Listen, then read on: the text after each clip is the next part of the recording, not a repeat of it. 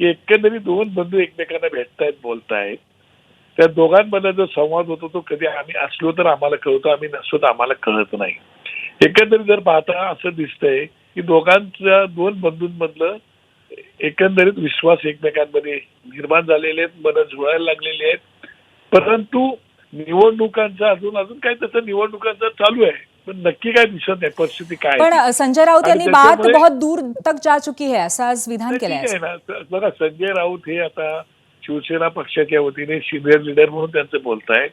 आमच्या पक्षाच्या वतीने मी नेहमी बोलत असतो, परंतु जोपर्यंत कुठलाही विषय हा कुठल्या तरी एखाद्या पॉईंटला येऊन थांबत नाही तोपर्यंत त्याच्यावर भाष्य करणं उचित नाही, अशा प्रकारची भावना आहे. आणि आमच्या नेते मंडळींमध्ये काही दुमत नाहीये त्या विषयावरती. शेवटी कसं आहे की साहेब निर्णय घेतील त्यालाच आमची सगळ्यांची मान्यता असणार आहे.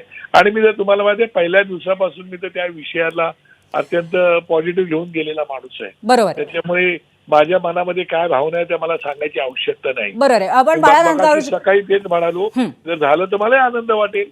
ऑलरेडी बोललो, परंतु एखादी गोष्ट अजून पक्ष प्रमुखांकडून तो निर्णया बाबतीमध्ये आमच्याशी चर्चा झालेली नाही. ज्यावेळेला चर्चा होईल त्यावेळेला निश्चितपणे आम्ही बोलू.